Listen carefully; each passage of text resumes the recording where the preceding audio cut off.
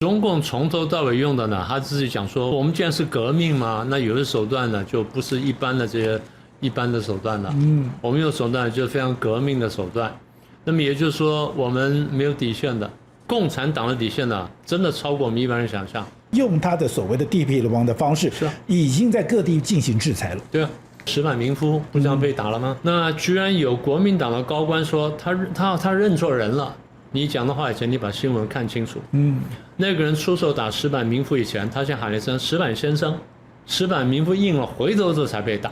你身为国民党的高官发言人，你怎么连这都搞不清楚？这话你也敢讲？太荒唐了吧？他真的会动一般的台湾人吗？你我不是吗？所以你有这样的威胁感？不，我已经受过威胁了。你也受过威胁了？我已经明白讲会杀我，我已经发过不自杀声明了。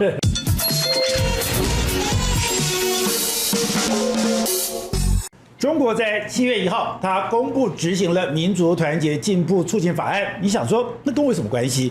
到了7月3号的时候，它又公布了互联网信息服务管理办法。你想那什么东西跟我有什么关系？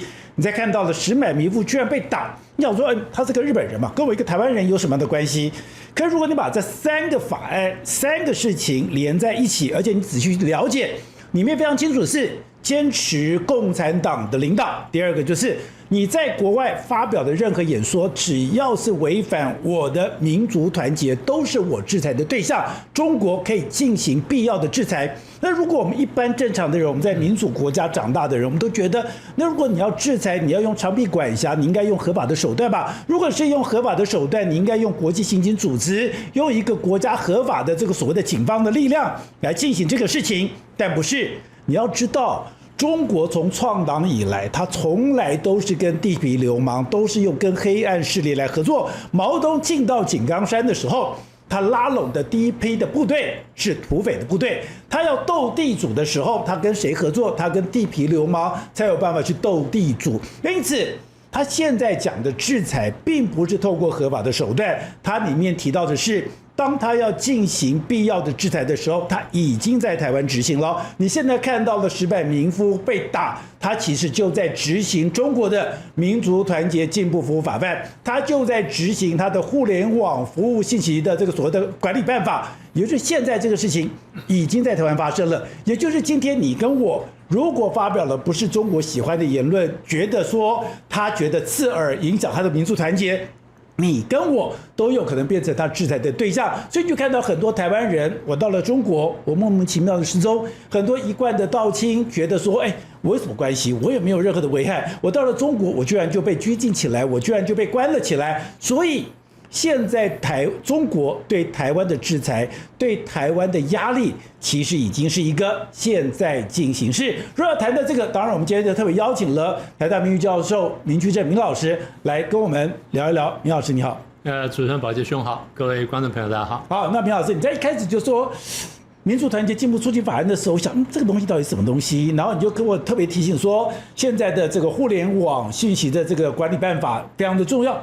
我就觉得很困惑，所以我就把它兜了一下，然后把它整理一下，然后我再去看，把过去我看中国的书再兜起来，我才赫然发现一件事情，搞了半天，它的制裁不是合法的制裁，不是透过国际刑刑法，不是我们国所理解的，它根本就是用所谓的地痞流氓。所以你再回过头来看到民族团结进步促进法案在公布实施的时候，它不是随便讲讲的，它是真的有可能境外制裁，而只是这个制裁的方式跟我们的理解、跟我们的想象不一样而已。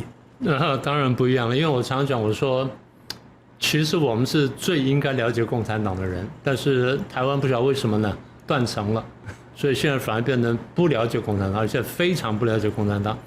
你刚才讲说，他们一开头呢，共产党就跟这个土匪合作，他们上井冈山的时候呢，井冈山上有一支部队，那支部队真的是土匪，领头的一个叫王佐，一个叫袁文才，这两个就是土匪，他们平常就打家劫舍的，所以毛泽东他们逃上山去的时候，跟他们合作呢，他们这都说我们是落草了，讲的就是这话啊，就是说落草了。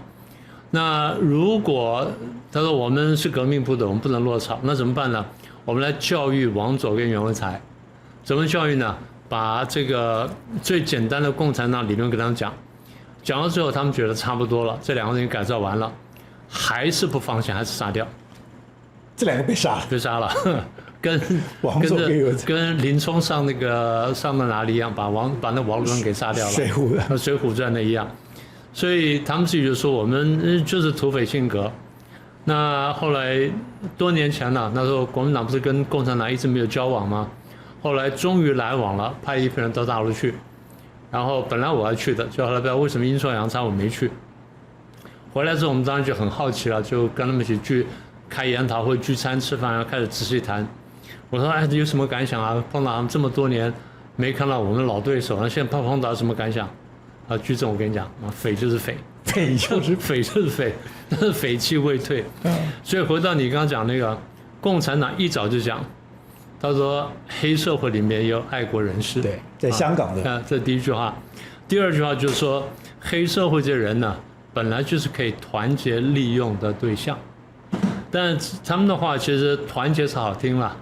讲了白点就是可以利用的对象，其实他们自己起家呢，用了很多手段呢，非常黑社会。你在前面我们聊天讲那个顾顺章的案，顾顺章，那个将来有空我们再说，那个是彻头彻尾的黑社会，而且是周恩来执行的，全家灭门，全家灭门30几口，埋在地底下几公尺底下，而且上面还有水泥，所以大家一直挖就以为说挖到地基了，不是，后来顾顺章再往下挖，还有。他非常清楚，他们分成白队跟红队。他非常清楚，他说，白队是负责监控的，红队是负责动手的。这是我们红队的作风。是啊，杀完人了，埋在地底下，你以为要往下挖几公尺的，挖了地基了，挖了水泥有地，不是，水泥底下还有。所以共产党以前是用这样来恐吓的，用灭门来恐吓，一直是这样，因为他们那时候筹不到军饷的时候，就是老办法嘛，就是绑架嘛，就绑地主啊什么的，然后就要赎金了。那地主被抓的时候，一般来说生活还不错，因为他是肉票，他值钱的，这个肉票得养好一点，因为你也不能一次拿光。他判断你家里，譬如说你有1000两银子，我跟你要500两，我要600两，又回去你会再赚不走，下次再来抓，然后再可以拿到。所以一点都不错。那回到刚刚你讲说这个叫做互联网信息服务管理办法，它现在是一个草案，但这个草案已经差不多了，它中间不会有大修改了。这跟我们上次讲那个叫做民族团结进步促进法，这2个法案呢，应该这样说，相互呼应，相互补强。一个是管行动的，一个管行为的。管身份的，一个是管言论的，也就是我共产党什么都要管起来。简单这样说吧，我们先回顾一下那个民族团结促进法，我们再谈谈那个信息管理办法。虽然它是一个新的东西，但是应该这样讲，就算没有这2部法律，共产党已经这样做了。对，我觉得他已经在台湾已经这样做了。对，那我们等一下就会讲到。那现在有了这2个法律，只是他是说我是照法律办事，只是这样而已，他就披上一个法律的外衣。但共产党从来没有把法律当正事。我最近才读到一篇文章呢，讲什么呢？有一个大陆人呢，大陆出来的人呢，我最近把咱们这个中华人民共和国宪法呢，好好的深刻的研究了一下。研究什么呢？他说结论什么呢？1949年咱们刚打了天下的时候呢，那颁布个宪法。当时是什么呢？他说，咱们像是什么刚订婚的男士，彬彬有礼啦，客气啦，谦恭啊等等。所以宪法写什么呢？我们不是这个什么，我们是人民民主专政跟什么等等。然后共产党呢，是这个革命的这先锋队跟后卫讲得非常客气。然后这个我们也不是共产主义，我们是要走向社会主义讲得都很温文尔雅。等到过2年之后呢，再修改这宪法呢，就不太一样了，就把一些人拿掉了，然后就把那个什么中国共产党呢的领导呢，慢慢加进来了。好了，那中间修订过几次宪法，那有的时候摆进去，有的拿出来，有的本去有的拿出来。那这个邓小平时候呢，把它拿出来了，然后习近平时候又把它摆进去了。所以他说，咱们中华人民共和国的宪法就是。每隔几年就要决定要不要把中国共产党领导的这句话呢摆进去还是拿出来，就这样子，没有差别，没有差别。你摆进去也好，拿出来也好，你就是这样干的。坚持共产党领导，从来没有少过。所以我们上次讲，我们说民族团结促进法呢，根本是玩文字游戏，基本上用国家民族这漂亮的词去包装共产党。我们上次讲了，第2条讲得很清楚。我们这部法律呢叫做《民族团结进步促进法》。好，第2条说，民族团结进步的事业要坚持中国共产党的全面领导。第一，坚持领导；第二，全面，一点都不少啊。这第2条。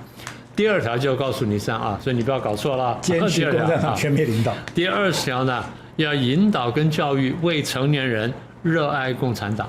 啊，这第20条。第21条要规范引导呢，香港同胞、澳门同胞、台湾同胞跟海外侨胞都来做同样的事情啊，这是他们讲得非常清楚了。那谁来做呢？教育系统来做，媒体来做，企业来做，家庭来做，社会组织来做，宗教也要来做，全部都要来做。所以你们所有人都要帮我来做热爱中国共产党这件事情，一个都跑不掉，没有例外。那你说，那如果写得很清楚啊，不是共产党的法律呢？应该这样说，他认真要执行，他不认真执行的，他写得非常好，好像宪法，哇，你要落实下来，那中华人民共和国那最幸福的人了，毫无疑问。但他要认真落实啊，他文字一定不清楚，就模糊了，一定模糊了。那这部法律是这样的，好，我们上举的例子啊，第63条，中华人民共和国境外啊，咱们现在就境外了，组织跟个人针对中华人民共和国实施破坏民族团结进步、制造民族分裂行为的，我们依法就责。什么叫实施破坏民族团结进步呢？那什么叫做制造民族分裂行为呢？那怎样依法就责？对。宝杰兄，咱们俩现在干的就是这个事儿，我们就干这个事儿。所以我常讲的，这叫口袋罪名，这是罗织罪名。外国把它叫什么？叫浮动的红线。你从来瞄不准的，而且从来不是固定的。他现在说你有罪你就有罪，说你没罪你就没罪啊，搞来搞去。我们上举的例子就是那个黎智英嘛，黎智英不是自我辩护的时候讲得非常清楚啊。我的行为都是在你法律颁布以前出现的，然后不管，因为你后面也有类似的话，所以前面一起算。一般来说，民主国家就是这个法律是1月1号这个公布施行的，以前我就不能追溯既往，我不追溯既往。但是呢，以后的我就要追究。他现在不是，因为你后面做的这事情，我把前面算进来，没有这种道理的啊。但他们这么干的，所以溯及既往。然后我们讲了，不但追究行为，追究语言，更主要是追究身份。只要你有这身份，我就追究你。所以不要以为说你跑得掉。所以他们自己不是说吗？这叫宇宙管辖法，然后宇宙管辖权。那你说这样还不够吗？还不够。第54条，中华人民共和国的公民对于任何破坏民族团结进步的行为，有权进行投诉跟举报。你无所遁逃于天际间，也就是他就算没注意到，只要有人注意到去告了你了，你就跑不掉了。上次我们举例是香港的老师，在课堂上讲课就被学生举报，对，所以他的政治目的我讲了，他其实是想把台湾拉近一点点，但是用的语言跟手法呢非常粗暴。这个问题就是，台湾有些人还相信他，还觉得可以接受，我实在是没法理解这个人。好，那您刚刚提到就是说，这是民族团结进步促进法案，它第2条就是你要接受共产党的全面的这个领导，然后呢，你就算在境外势力你发展的你讲的任何东西，那为什么这个东西已经够啦，已经很强烈啦？你已经够强烈，你干嘛要弄了一个所谓的互联网信息服务管理办法，要把这2个都在一起嘞？简单说，就是因为他们过去有过这个互联网管理办法，它2000年就有了，比我们想的早很多。因为你要知道，第一呢，坏人在想怎么保护自己的时候，想的是非常周全的，非常非常周全。你还在保护自己？对，它是水泄不通的。因为当时互联网他没有想到怎么去攻击别人，那时候他还想不到。他担心什么呢？互联网或者这段信息一打开之后呢，讯息进来，他内部人知道外界讯息，或知道他们过去干的坏事的时候呢，他们会垮台的。那个时候不是文革吗？文革完了之后呢，最后胡耀邦上来了，邓小平扶他上来了。胡耀邦上来，胡耀邦算是一个比较开明的领袖，所以那时候还有召集了一批研究社会科学的学者，研究历史的学者，特别是研究党史的学者，召集他们开会。开会的时候，那胡耀邦就先致辞嘛，他讲了一段话，那现场一个人听了，那个人就转述给我们听。他说，如果老百姓知道我们共产党历史的话，会推翻我们的。他就这样讲啊，那时候是1979年前后，差不多1979，大概77、78、79那几年，因为75年毛泽东去世嘛，文革算正式结束嘛，77、78、79改革开放，差不多那时候79到80年，所以胡耀邦自己很清楚，如果我们共产党历史被老百姓知道，老百姓起来推翻我们的，一点都不错。所以2000年的时候呢，他们还没有想到，他们觉得说我就防堵境外就好了，所以弄了什么防火墙啦、防火长城啦、金盾工程啦，又搞滤坝。什么叫滤坝呢？在电脑里面，硬体的跟软体的那个界面上面，直接就摆了封锁境外的东西。那些电脑一部分是在台湾做的，啊，相当一部分在台湾做的。所以他当时定的时候，你说这样说要把这个加进去，台湾当时也帮他加了，这叫滤坝。表面上觉得说得很好听啊，他说我们要防止未成年人接触到色情、暴力等等东西，所以我们先加装这个东西啊，其实不是，就把所有境外他不希望要的东西呢，全部拦住了。那当时国际上很多大公司，像 Cisco 这大公司呢，或甚至这个当年的那几家大的那个 Amazon 什么都有帮忙，都帮他们就弄这些防火长城啊、金盾啊什么的，弄得非常严密。所以那个时候呢，基本上是防守为主。后来当中共熟悉这个东西之后呢，他就开始反守为攻，就开始进攻了。所以现在各位每天手机上接到了一大堆莫名其妙、乱七八糟的东西，都是他进攻的东西。而且他不是只对台湾弄，不是只对他国内老百姓弄，不是单纯洗脑，他是真的在打认知战。对全球这样打啊，尤其对美加这些主要国家呢更是如此。所以他们2000年就有这份东西，中间修订过2次。大概这样讲，我讲一个数字各位就知道了。2000年那部法案呢，就叫做互联网信息服务管理办法，它就叫这东西。其实名字差不多。名字差不多。好，那时候多少条呢？27条。2014年修订过一次，2011年修订过一次，2024年修订过一次，都是27条，没有什么大的变动。这次修订完94条，现在大家有概念了，3倍半。那他做了，为什么这样做呢？你刚问了这个问题，为什么这样做呢？第一，科技进步非常快，尤其现在这个互联网技术进步、网络进步，更主要是 AI 进步，对不对？这东西一旦科技进步之后呢，对中共来说呢，他们的管理办法跟对社会监控呢，也必须与时俱进。因为原来挡不了了。原来挡不了的，那现在要挡了。现在技术进步了，我技术要进步，然后我要全部封死。那换句话说，就是滴水不漏。那我这样讲不是乱讲的啊，我随便举几条给大家听。第一个，第90条，对于互联网信息服务的定义不一样了。以前互联网呢，它针对什么呢？就是这些营业的商人，就是我提供服务的商家。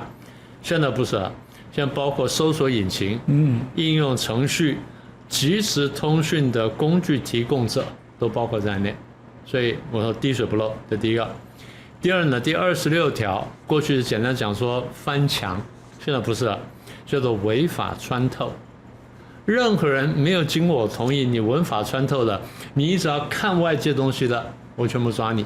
现在他们技术抓得到了 ，Cisco 把 IP 提供出来了嘛，把你个人的 IP 提供了，所以那时候湖南的一个记者就这样被抓嘛，后来他妈妈在北美就告了 Cisco 嘛 ，Cisco 败诉啊，那个记者叫施涛，我想起来了，师傅的师，老师师，海涛的涛，施涛，然后被抓了。所以简单说就是他从27条一下子扩张到94条，把内容管进去了，把人管进去了，把行为管进去了。所以任何用户你发什么东西你自己写自己发，然后再来就虽然不是你写不是你发，你转你也有份，转也不行，转也不行。第三，你在底下评论一下也不行，除非你痛骂他，你说你让荒唐，然后我们必须热爱共产党什么的，那没话讲。但是只要不是这个方向的，你大家都有问题啊。还有一点，你要底下发个表情包也不行，人家讲了一个什么，你要发个微笑啊，什么太阳什么也不行。你为什么发这东西？你为什么不严厉批判？你为什么不站稳阶级队伍呢？所以都有问题。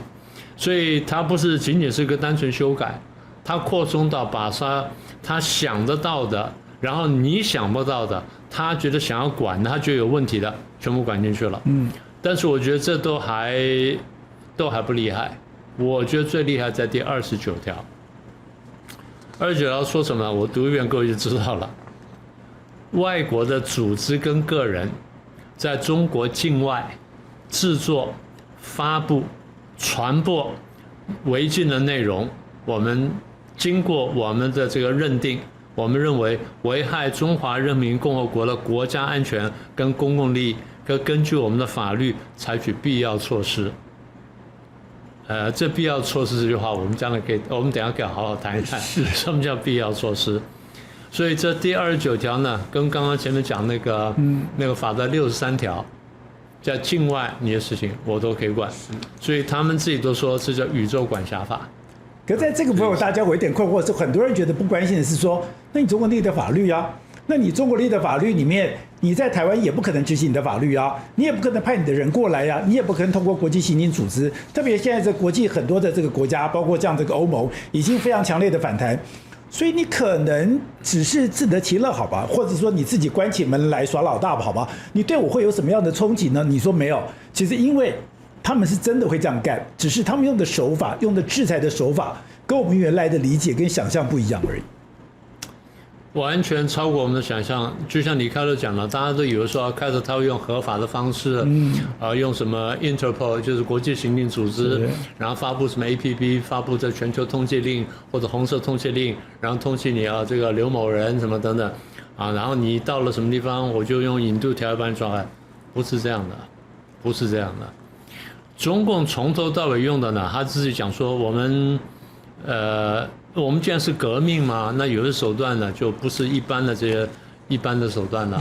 我们用手段就是非常革命的手段。那么也就是说，我们没有底线的。坦白说，共产党的底线呢，真的超过我们一般人想象。大家不要以为说我这样说应该没事。我常常提醒我们朋友，我说你不要以为你没事，你到那边去，他说我进到大陆去，我不乱说乱动就好了，不用。你只要一个表情不对，一个眼神不对，他说：“那先生，我可不可以看你的手机？我看你手机，你手机里面难道没有什么我不喜欢的东西吗？一定有。你手机里面有没有，譬如说《自由时报》的一篇文章？有没有民进党发的什么讯息？有没有什么这个讲到台独的话？即便他讲了台独，然后你说我心里不赞成，但是我留正式留个记录。你什么不好留？为什么留这个东西啊？你为什么留这东西啊？你为什么不留咱们这中华人民共和国讲什么东西，或中国共产党讲什么东西啊？你为什么留民进党讲东西啊？留个台独党纲，你什么意思啊？你说我在研究要批判他，你批判写给我看一看。你现在没有写，那我认为你是支持他。所以共产党想人就是我常讲，我说坏人呢对人性的弱点掌握是很好的，好人对人性弱点有时候不会掌握那么好，因为他没有想要做很多事情。坏人他想尽办法，我要怎么掌控你，我怎么制服你，怎么抓住你，然后怎么逼你，或怎么胁迫你，让你就是走投无路，然后你要帮我做事。坏人他不是说这样把你杀掉，他想的是怎么样奴役你，控制你，怎么控制你，怎么奴役你。对他来说，这个是最重要，因为你是生财工具。那他已经这样做了吗？他早就这样做，他已经这样干了吗？他从头到尾就这样干的。那个我们前面讲绑票嘛，那他们自己都说，我们其实就是土匪起家的，我们这军饷不够的就出去去绑架，去绑地主啊，他真的这样干的。各位回去查查，当初这个国共对抗的时候，共产党在这个地方打游击的时候，哪个地方不是这样干的？而且他很清楚啊，比如说他绑架的时候，这个他绝对不会绑错人的。对，这么多年，他从来没绑错人，他认定啊，那家这个姓王的是地主，他就去绑，然后别人不绑就绑那个姓王的地主，绑回来之后养了好好的，因为什么？这是生财工具啊，这是生财工具，这是生财工具，这个绝对不能搞坏的。所以最好的饭给他吃，最好的酒给他喝，最好的肉给他吃，但是养得胖胖的，但是呢，就把顺序放回去，那你们当家的在我这儿，啊，咱们养得很好。那你们是不是筹点钱？然后第一次呢，100两，100两黄金，啊，我们拿出来，别假了啦，我知道你们家至少1000两，我现在只要100两啦，啊，那这样好不好？你们当然那么多也没那么多现钱，我们晓得没问题。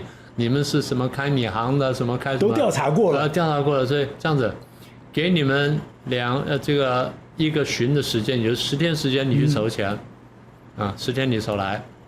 10天你要拿10天呢，到那天傍晚太阳下山以前，我没看到钱的话，那你就要看到东西了，啊，先看什么？1只手指头。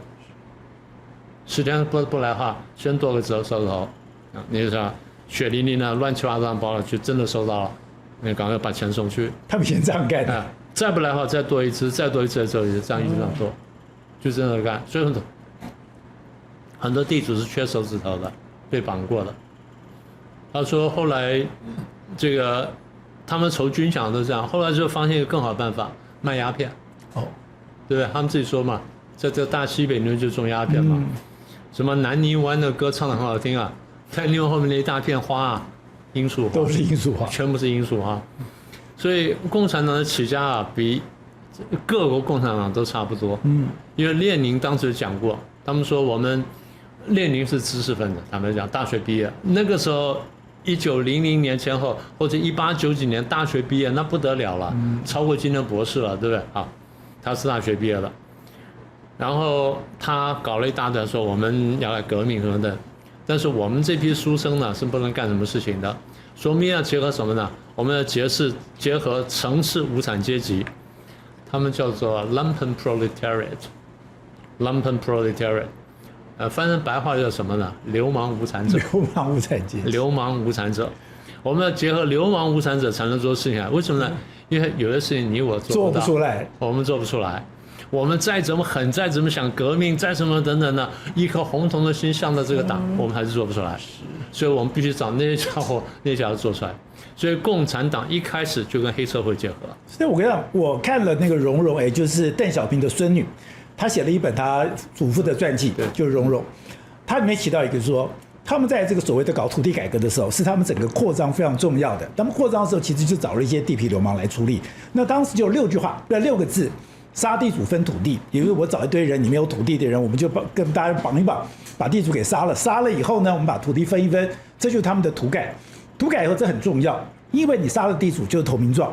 杀了地主投名状之后，他说国民党的部队只要打回来，这些人一定要跟着我走，一定变成我死忠部队，因为只要你杀了地主，你就是国民党眼中钉，所以你没有别的选择，所以他们是透过这样的方式，是真的跟这种所谓的地痞流氓的结合，是，然后做出一些你无法想象的手段，所以你去了解共产党，你必须要把这些历史全部都知道。所以我才说，今天的国民党是最应该了解共产党人，因为你们自己经过的，你们的父祖辈是这样过来的。否则我们这些人不需要逃到台湾来。那你既然提到这个，我就稍微讲一下细节。你说杀地主，你是讲了3个字，我来把这细节讲一下。好，那地主被抓到了，地主被认定的标准呢，南北是不一样的。哦，因为南边比较富裕，土地比较肥沃，所以有一点点地就叫地主。北方比较穷，那尤其西北那边非常穷。接近沙漠那附近的非常穷，所以你很大片地呢，可能都不叫地主。所以地主的标准全国是不一样的。那各省去定，各省怎么定呢？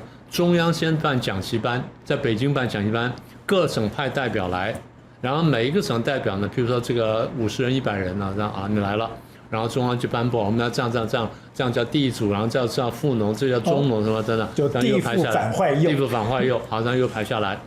啊，你们回去各省就去了，各省回去呢，在省会呢就办讲习班，安徽在合肥啦，啊，湖南在长沙啦，广东在广州啦，就办讲习班，就把各县的人找来，各县来了之后就回去就推广了，各县派工作组下到哪里呢？下到农村，下到村里面，下到自然村。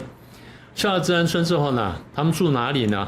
住祠堂，住祠堂，就住那个，比如王家、张家、李家祠堂，因为这样我就不侵占民地。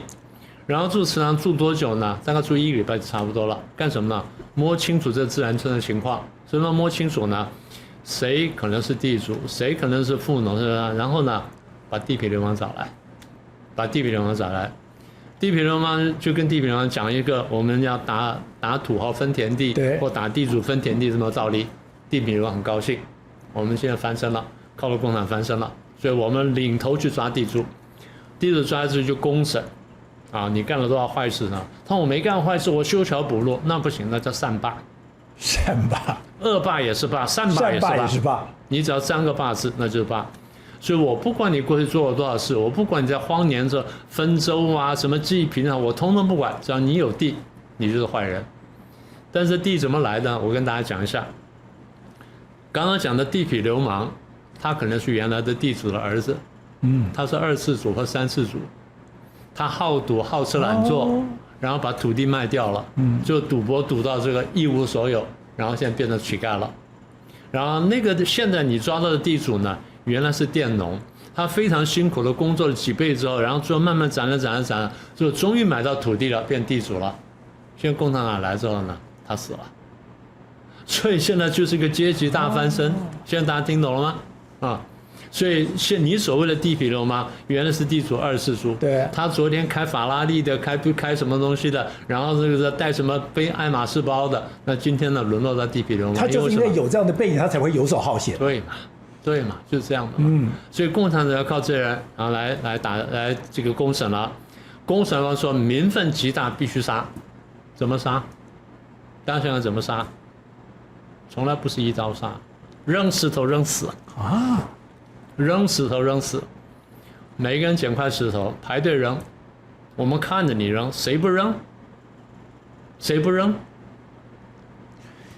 赵全、孙李、周吴、郑王全部排队，每个人扔石头，所以每个人手上都要沾血。这是投名状。对，所以你刚刚讲说，你只要丢了石头，你就跟我挂在一起了。对，啊，没有不扔的，你不扔，你让回去给人家扔吧。对，对不对？就是这样，你同情这阶级敌人，同情地主。所以你说，所以中间我要你手上沾着血。对，所以你说杀地主3个字，我现在讲的就是每个人手上都沾血，每个人手上沾血。共产党做事情就这么绝。对，所以只有我们想不到的，你只有读这个党史，你才知道这些事情。很多是他们自己写的。所以你今天我这个听过的说法是，你跟国民党合作，跟共产党合作，你要做一些烂事。是，你那个烂事做的越多，他越信任你。对。啊，所以现在为什么贪官这么多？因为大家都贪，你不贪的话，我就怀疑你。对，你必须贪。那既然分到了，你也不想我，那大家都分这么多，我为什么分那么少？就多分一点点，所以全部进去了。所以贪也是投名状。贪也是投名状。贪当然是投名状。所以现在贪是投名状，以前是手上沾血的投名状。对。所以那时候沾了血之后，那老蒋总统真的想反攻大陆，想了好几次。比如说1960几年大饥荒的时候。想反攻一次，然后什么又搞国光就要反攻。那时候他们中共听到之后，他真的福建坚壁清野，后退几百公里。对，我听说了。然后真的就跟老百姓讲，国民党回来了，要杀你们了，你们赶快跟我走，因为你们都杀过地主了，你们杀过国民党官员的，全部这样干。所以刚刚讲说共产党怎么杀人什么的，我现在讲的，对不起，我讲还是比较简单一点。我常在班上跟学生讲，我说。那事我不能都讲完，今天讲完的话，你们今天中饭晚饭都不用吃，你通通不用吃，甚至明天你们可能都不想吃饭，那血腥到你没办法想象。如果你喜欢今天的内容，欢迎你斗内相挺，用一杯咖啡、一杯好茶的心意，支持团队制作更好的精彩内容。而你的超级留言，我都会认真看的。所以我们就看到了，不管是民族团结促进法案，或者是所谓的这个互联网信息服务管理办法。其实这样讲，我都有个制裁，可是要对台湾来讲，制裁跟我有什么关系？可是你说你要去了解中国的制裁，那就不是这么回事了。我先说一下啊，其实最大问题还不是怎么制裁，最大问题是什么事情可以被制裁，对不对？什么事情可以被制裁呢？我们都看新闻嘛，我们都做新闻。你知道广西南宁最近水灾吗？对不对？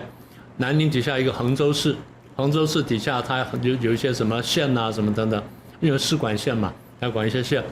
然后底下一些水库，一个比较有名叫六兰水库，六兰水库。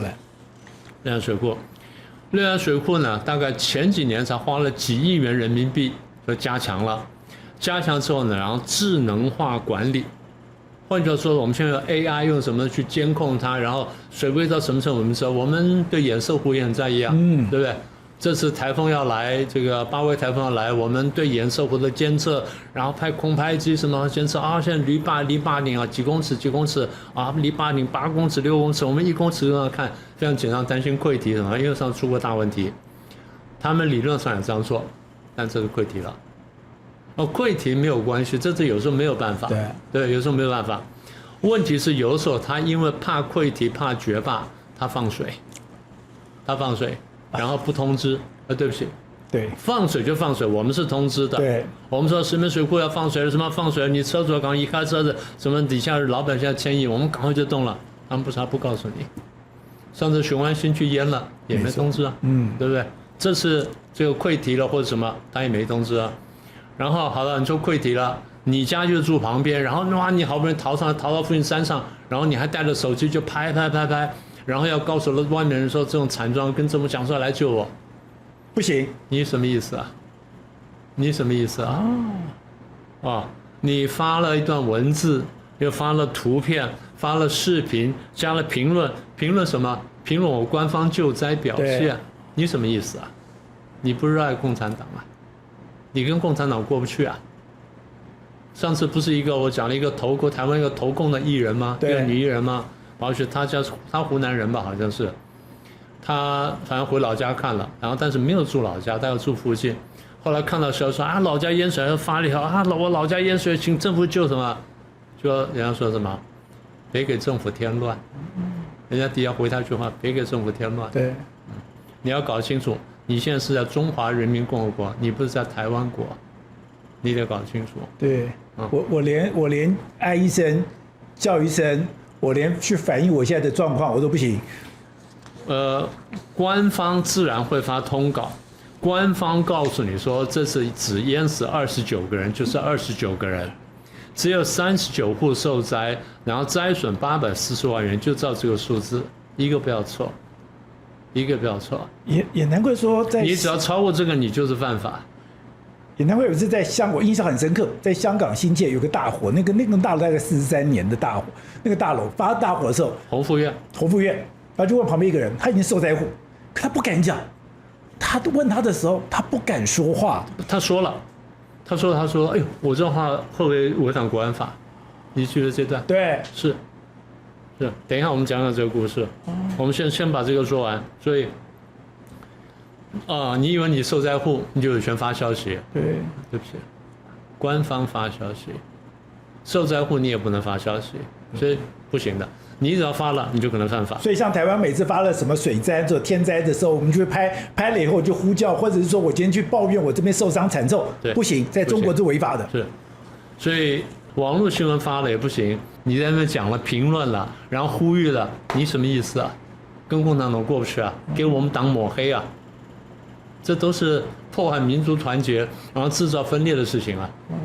你在有意让台湾人民、广大台湾人民跟广大中国人民造成对立啊！你不是在干这事儿吗？这不行，这都不行。所以转传、评论什么都可能犯法。所以你不要以为说你在这边就没事儿，有事儿的。我们再说吧，前几年不是郑州有一次水灾吗？对，那整个地下道都淹水。整个地下道，那很有名的叫做京广北路、京广南路嘛，它那个是一个郑州的交通干道。刚好2021年7月20号，就差不多就这个7月份这个时间。是。然后突然之间这个下大雨，然后也是水坝放水。水坝放水，然后没有通知，就没想到淹到郑州市里面来，然后最后就过来了，一眨眼呢就淹到了这个隧道。隧道如果很短就算了，这个隧道呢4.3到4.8公里，这么长隧道，因为他们常常喜欢做大工程。然后刚好是下班时间5点多，5点大概5点半前后，就水就进去了，来不及通知，然后最后哇，大家就逃出来了，我们就画面上就看到人跑出来，然后说。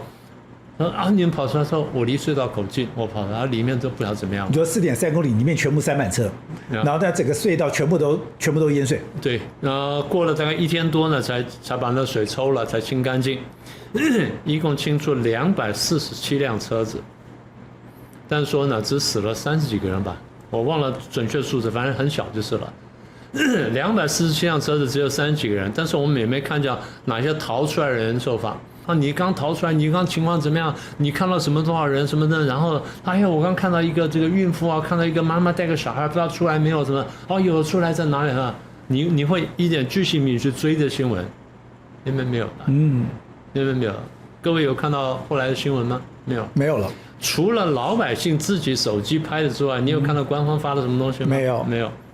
但官方有发，官方说我很认真抽水了，我把人救出来，然后基本上都安全了，其他我都送医院去救治了。所以呢，把别人家的丧事当作我党的喜事来办。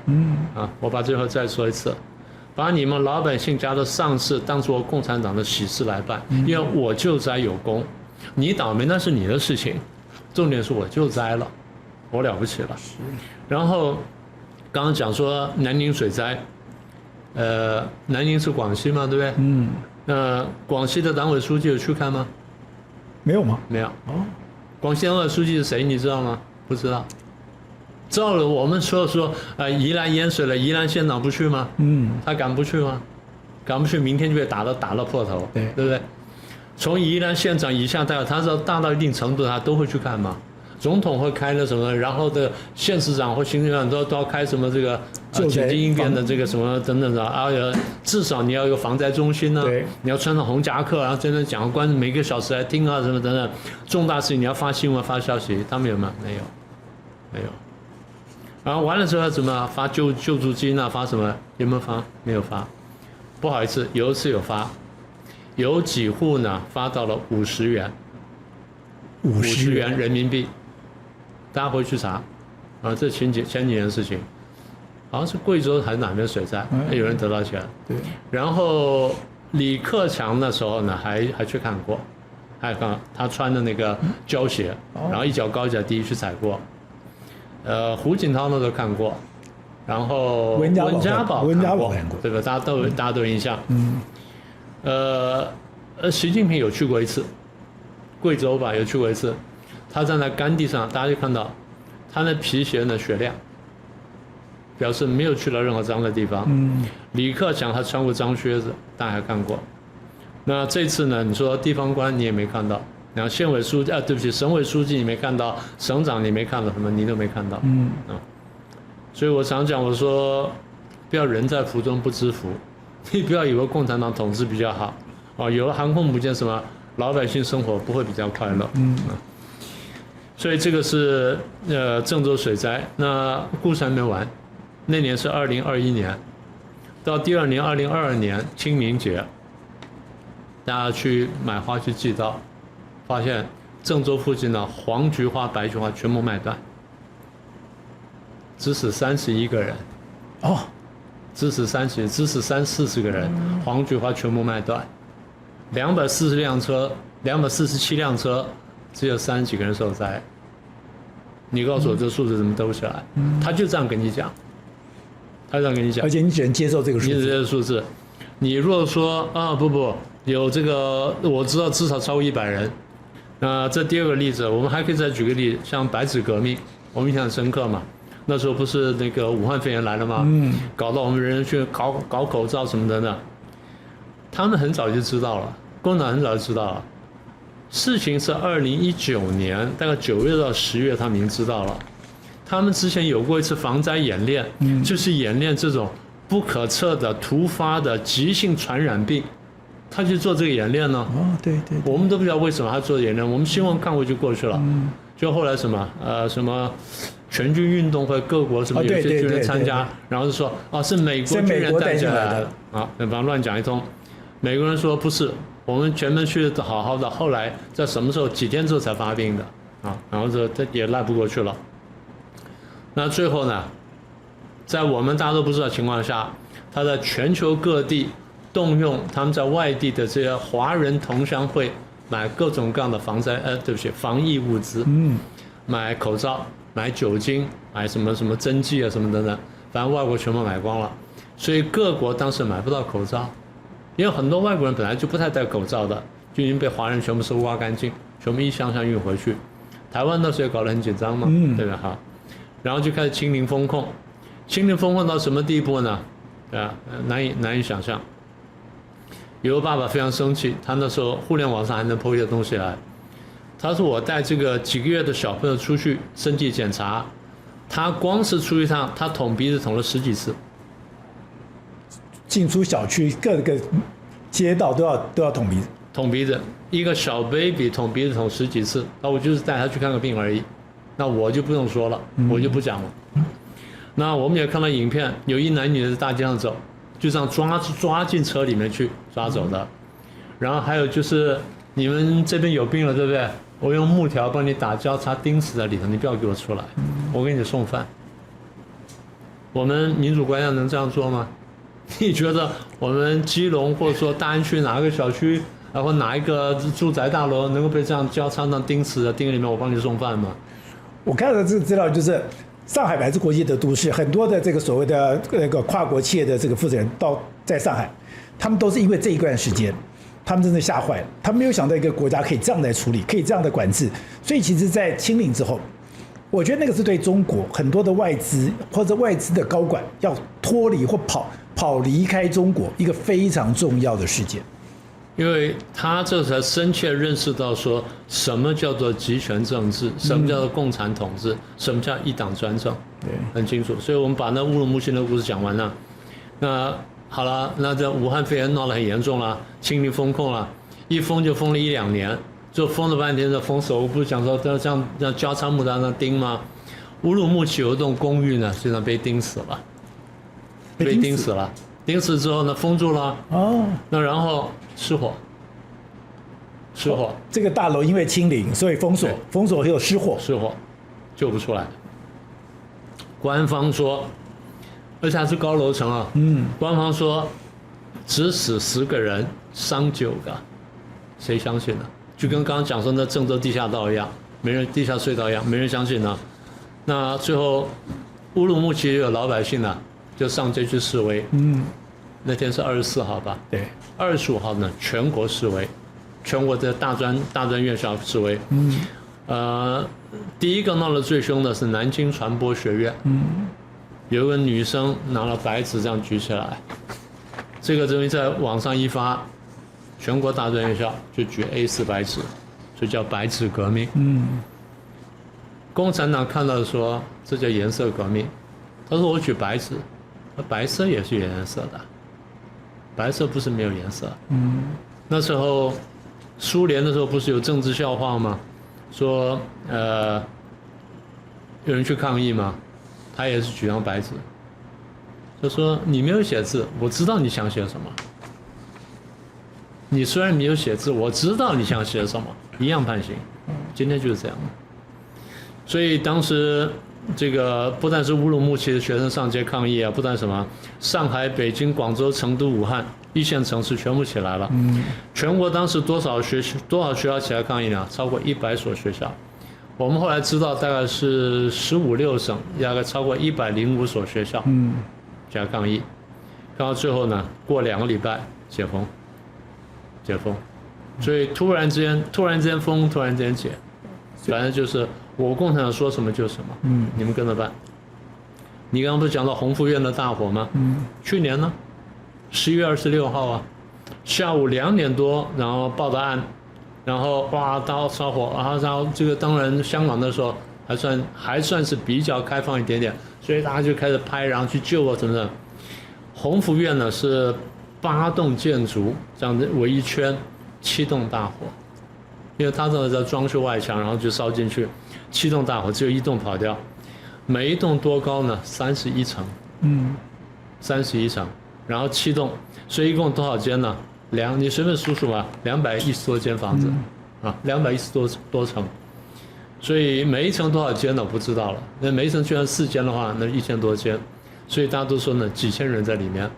那时候是上班时间，所以青壮的大家都在外面工作，在家里都有老人、小孩跟外佣。那最后官方说烧死多少人呢？168人，79人受伤，老百姓都不相信，所以就发生了刚刚那一幕。外国还有媒体人的采访，那个老先生讲说在那边哭嘛，在看着家里人说还没有出来，他说：“哎呦，我这话会不会违反国安法？”恐惧到这种程度，这叫自我审查。我自己家都被烧了，我还不能讲。这叫自我审查。所以你说不关你事 ，CNN 报了 ，NBC、ABC 报了，半岛电台都报了，你们什么意思？你们跟我中国共产党过不去啊？你破坏我民族团结啊，破坏我广大中国人民跟广大香港人民的感情啊！你不是在做这件事情吗？是，这都不行，这都不行。所以苗老师，你刚刚有提到说，中国有一个非常有趣的事，我不想认真的做的，我会把这个条文写得非常漂亮、非常的仔细、非常的绵密。可是我想干的事情呢，我就等于说我用一个非常含糊的字眼。你刚刚提到就是民族团结促进进步法案，我觉得很模糊。其实一样的，我在互联网的这个管理这个办法里面，它的第29条其实也是一样。我的文字非常的广泛，非常的含糊。那看到这么广泛那个含糊的文字，那我会做什么事情，然后我就会触及这个底线嘞？都触及了。就包括你报道他一些不太好的消息，都触及了。那香港反送中是2019年爆发的嘛？对。去年吧，有人不是有一个学生就是那时候反送中的一个学生摔死了吗？最早从天桥上摔死下来那个学生嘛。后来去年，就有人去悼念他，在那地方呢就送花。立刻就被开单检举啊！那如果说你不把花拿开的话，那下面吃的就不是罚单了，你下面吃的就是国安法。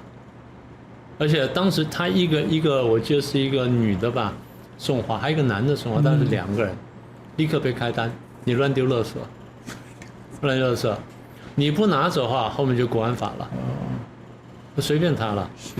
所以，反送中是一个历史事件，我们都经过过，都看过的。你回忆也不行，悼念也不行，所有这些都被禁止。那不要说这些了，我们中国共产党不是讲了，从1949年以来干了很多坏事情啊，什么5大运动啊，3大改造啦，反右运动啦，大跃进啦，大饥荒啦，然后这个文化大革命、人民公社什么等等，6·4天安门屠杀，这个都是丑事，都不能讲。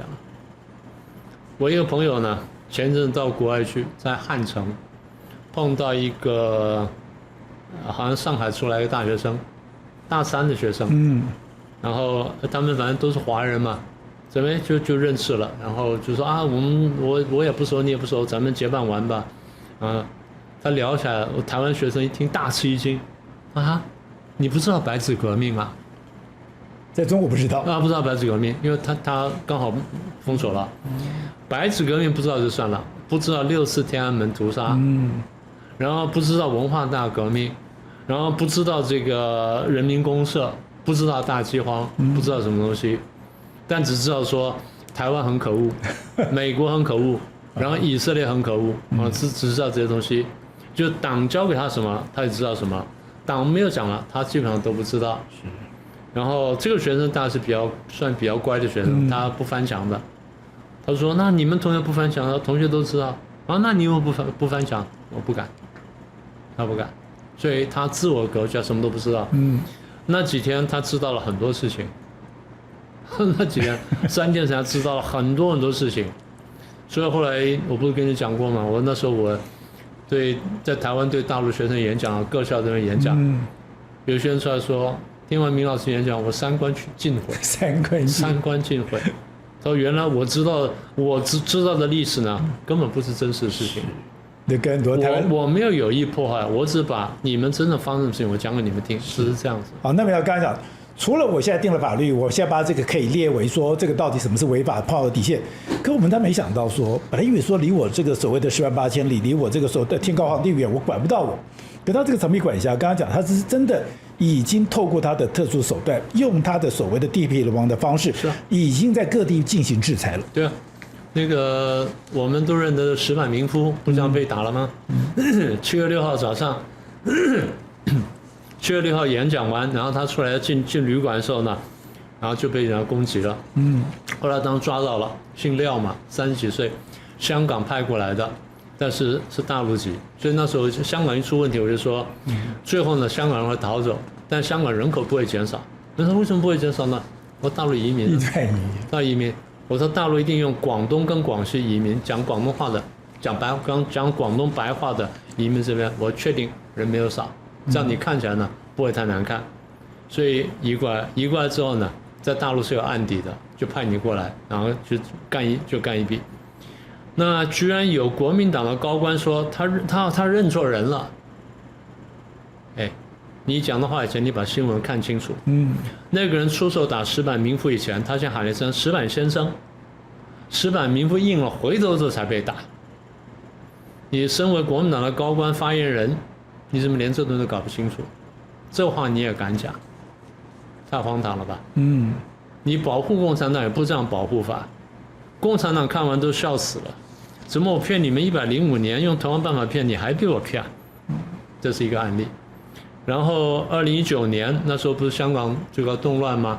台湾要支持香港吗？就办了活动叫929，就9月29号台港大游行，撑港反集权游行。好，香港很有名的女歌手何韵诗来了，来了之后她也参加游行，然后在济南路附近呢就被媒体联访。那时候你不在现场，我不在现场，被媒体联访。正在联访的时候，旁边有一个人戴头盔蒙面，泼油漆。他非常冷静啊，何韵诗说：“你看，这就我们在香港跟在台湾经常看到共产党对我们的打击手段，但是我们不会退缩。那当然人被抓了，也判刑了什么等等。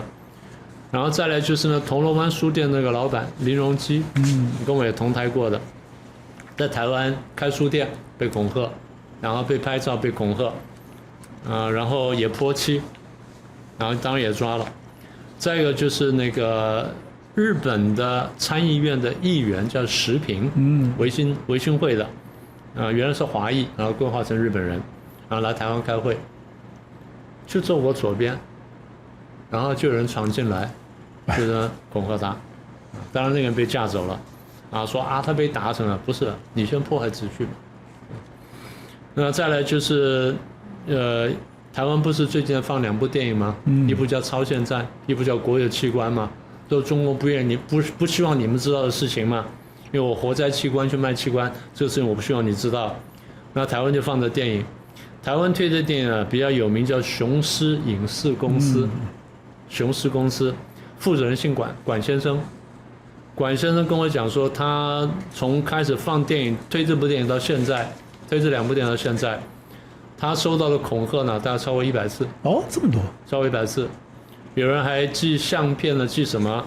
寄一把左轮手枪跟子弹的相片给他，他就报案了。所以在台湾，在台湾这种堂而皇之的恐吓威胁，居然这样子这么嚣张在进行。有那个西门町的红楼，不那附近不是放电影吗？对，我们被炸弹恐吓过几次啊？我在现场啊，警察也来了。所以后来放电影，警察在现场看呢。所以他们已经堂而皇之在台湾干这些事。已经这样干了，对。那有的时候是用台湾的协力者，那时候不是用统促会的人吗？对。统促党、统促会的人吗？然后有的时候是香港派过来的。所以我刚刚讲了嘛，中共法律呢，他不认真做的写得非常好，他写的模模糊糊的，你要非常小心，因为他认真做。对。现在他真的认真做。所以你以为说你在台湾没事，现在已经看到了。石板民夫就很好的例子，然后居然还有人保护他，包庇他说没有，他认错人。你再糊涂不能糊涂这样。我们这人被修理完之后就轮到你了，不要以为你不是台独分子，不要以为你投票给中华民国你就不是台独，在中共眼里面你也是台独，不好意思，你只是明天台独罢了，除非你明天跪下来接受中共统治，否则你也是台独，我得提醒你。好，那不过苗老师，我们讲到这边来讲，我们居然容忍这些人在台湾干这些事情，而且他现在2个法已经非常清楚了，而且他的制裁我们刚才已经谈过，他不是你想象的所谓用国际刑警组织，他就是用这种方式。那如果这样，他已经开始在执行他的法律，而且在台湾已经开始在干这些事情，那可是感觉上我们好像一点办法都没有。当然有点办法了。第一就是我们对这事情要警觉，我们要认识到说这个法律是影响到我们的，不但影响到我们的主权，影响到我们的民主自由跟法治，对不对？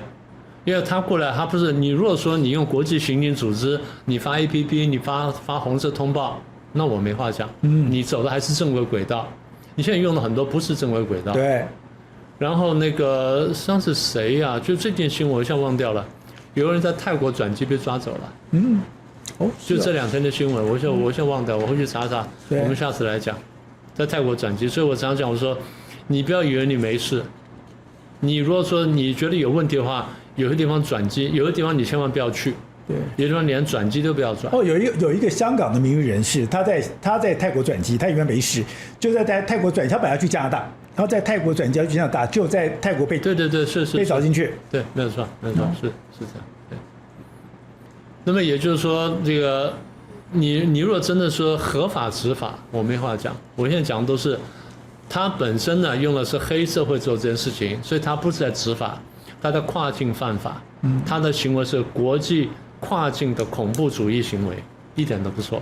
所以现在国际注意到这2个法律了，那我们要做的事情是，你说一点办法没有？有办法，让大家都知道，然后形成国际舆论去制裁他，这第一个。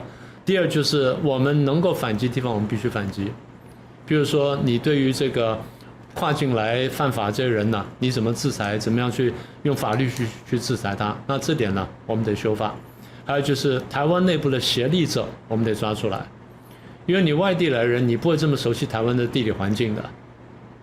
你说他如果来，他去打石柏民夫，绝对已经有帮勘察过现场了。谁带他看他现场？一定有台湾人带他看他现场。那这人是协力者，你应该有刑责的，对不对？那问题是看我们的法律是不是能够管到这一块，对，我们是不是要修法？当然了，在民主国家做这事情总是有一定的难度，我们都知道。但是这就是民主国家可贵。但是我们在面对极权主义挑战或面对极权主义的这种破坏跟渗透的时候呢，我们不能不提高警觉。那我最后一个就是，你看他现在打的这些都是香港人或者是日本人，他有一点石柏民夫是台湾人，他不是石柏民夫是台湾人，他已经入籍了，拿身份证了，我看过。那他接下来会打，他真的会动一般的台湾人吗？你我不是吗？你我不是吗？所以你有这样的威胁感？不，我已经受过威胁了。你已经受过威胁了。我已经明白讲会杀我。明白讲，我已经发过不自杀声明了。对。好，所以一开始我们有讲，很多人看到的，中国推出了民族团结进步促进法案，又推过了互联网信息这个管理办法，想说各位什么关系？可是你要看，他现在说你在国外在境外你发表这个对中国民族团结有这个事情，我可以制裁你，而且我会进行制裁。你想说跟我什么关系？你怎么可能到台湾来执行？不，他现在已经透过他的手段，用他的方式找他的协力厂商，已经在台湾。或许会讲说这件人跟台湾没有关，但有一天他真的对台湾人这样做的时候，那时候可能就为时太晚了。非常谢谢苗老师又帮我们告诉我们中国的真面目，谢谢。谢谢，也谢谢各位观众。各位宝洁朋友圈的朋友，大家好！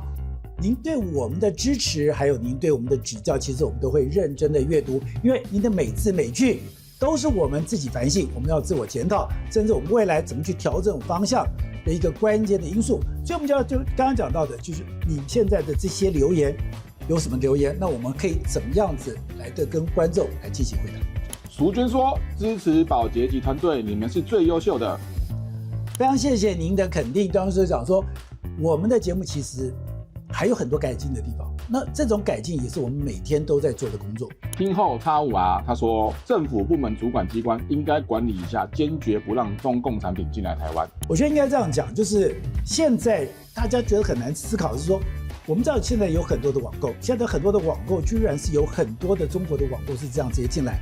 那你如果说没有任何的管制，现在很多国家都有管制，我也不理解说为什么我们台湾在这方面没有管制。你没有管制，第一个你的品质，第二个你是对台湾的商业、对台湾的产业会不会有伤害，这都是政府应该面对的问题。Rookwood 0222他说，天佑台湾，感谢宝洁，一起保护台湾，台湾人加油。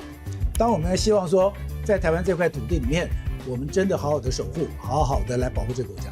Karen 说感谢宝杰哥制作这么好的节目。其实能够做这样的节目，其实是我觉得那是一种福分，那是一种福报，我们会非常珍惜。为20110，他说他看了郑习会那一集，他说只有我觉得郑丽文尖嘴猴腮、面露凶相吗？对于郑丽文是不是尖嘴猴腮，我们不予置评。立刻他看了川普无视习近平警告的那一集，他说中国与和平水火不容，要改成这样子比较通顺。也就是说，中国跟和平水火不容。其实今天要追求和平的其实是台湾，我们从来没有挑衅过对方。好，刚刚讲到的，我们非常认真的在做我们的一个工作。其实我们刚刚讲到，我从以前我其实没有任何政党，那我也不去标榜这个东西，我只告诉你说，我们现在在这块土地里面，我在民进党跑那么久的时候，我学会一句话：相信台湾，相信人民，相信台湾，相信人民，这是我做这个节目里面最中心的思想。